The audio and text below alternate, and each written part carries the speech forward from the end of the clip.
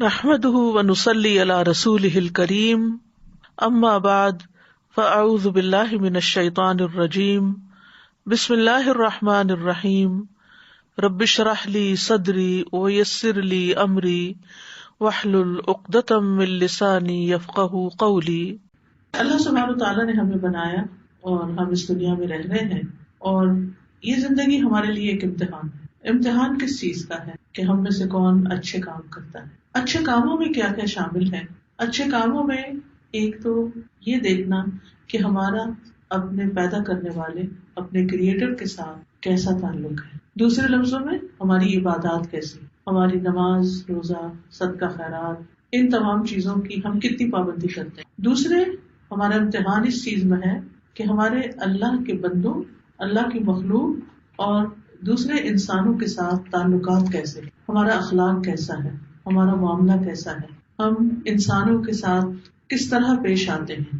یہ ایک بہت بڑا امتحان ہے۔ قرآن مجید میں اللہ تعالیٰ فرماتے ہیں وَجَعَلْنَا بَعْضَكُمْ لِبَعْضٍ فِتْنَةً، کہ ہم نے تم میں سے بعض کو بعض کے لیے آزمائش بنا دیا، امتحان ہے۔ چاہے وہ ہمارے پیارے رشتے داری کیوں نہ ہو، چاہے پیارے دوستی کیوں نہ ہو، یا ہمارے اجنبی لوگ، انجان لوگ، تمام انسان ایک دوسرے کے ساتھ جب معاملہ کرتے ہیں تو وہاں انسان کا امتحان شروع ہو جاتا ہے، کیونکہ ہم انسانوں سے، خاص طور پر جو ہمارے بہت پیارے ہوتے ہیں، ان سے ہماری بہت سی ایکسپیکٹیشنز ہوتی ہیں کہ یہ ہمارے ساتھ اچھا سلوک کریں، ہمارے کام آئیں۔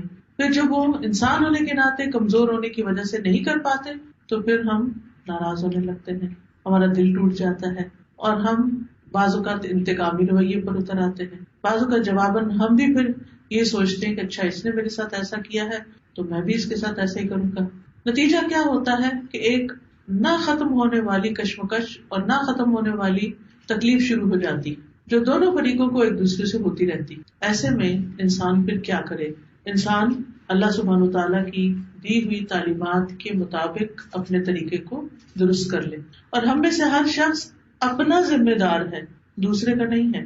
لیکن ہم سب اس کی فکر تو ضرور کرتے ہیں کہ دوسرا کیا کر رہا ہے، لیکن ہم یہ نہیں سوچتے کہ ہمیں کیا کرنا چاہیے۔ تو ہم میں سے ہر شخص سے کس کے بارے میں پوچھا جائے گا؟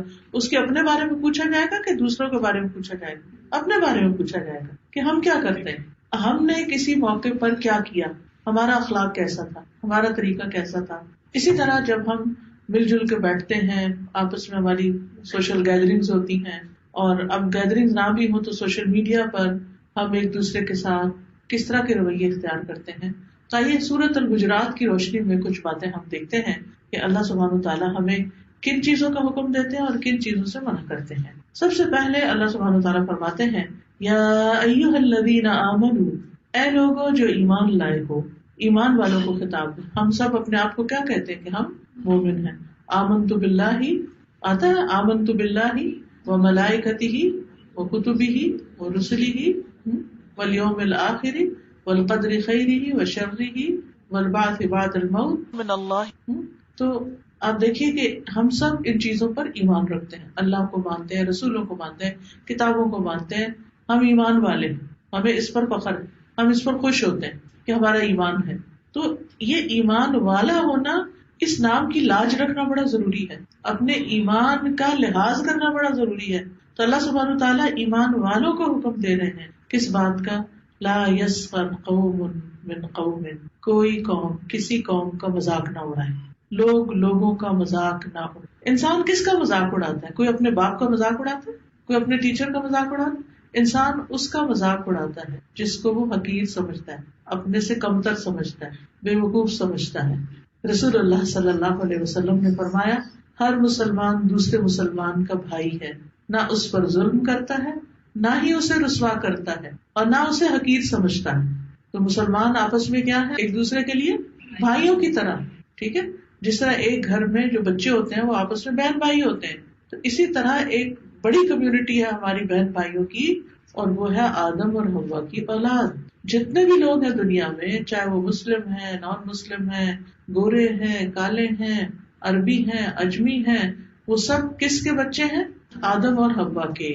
تو ان سب سے ہمارا کہیں نہ کہیں جا کے کوئی رشتہ ملتا ہے، اور وہ انسانی برادری کا رشتہ ہے۔ تو یہ سب بھی ہمارے کیا ہیں؟ بھائی ہیں، اور ان میں سے خصوصاً جو مومن ہیں، المسلم اخو المسلم. اس لیے ہمارے اوپر ذمہ داری عائد ہوتی ہے کہ ہم کسی کو حقیر نہ سمجھیں، اپنے سے کمتر نہ سمجھیں اور خود کو بڑی چیز نہ سمجھیں. رسول اللہ صلی اللہ علیہ وسلم نے فرمایا کسی آدمی کے لیے برا ہونے کے لیے اتنا ہی کافی ہے کہ وہ اپنے مسلمان بھائی کو حقیر سمجھے، یعنی وہ خود ہی برا ہے اللہ کی نگاہ میں جو دوسرے کو کمتر چیز سمجھتا ہے. کتنی بڑی بات ہے. تو جب کسی کو یہ پتا ہوگا کہ اگر میں نے کسی کو حقیر سمجھ کر اور اس کو معمولی سمجھ کر اس کا مذاق اڑایا تو پھر کیا ہوگا، اللہ کی نگاہوں میں اچھا نہیں ہو سکتا. اسی طرح یہ ہے کہ سب سے برا آدمی وہ ہے جو فحش گو ہو، گالیاں نکالتا ہو، بد کلام ہو، بدتمیزی سے بات کرتا ہو، بد اخلاق ہو، بخیل ہو، بزدل ہو. تو یہ جو صفات ہے بری بری، یہ کسی مومن کے اندر نہیں ہوتی.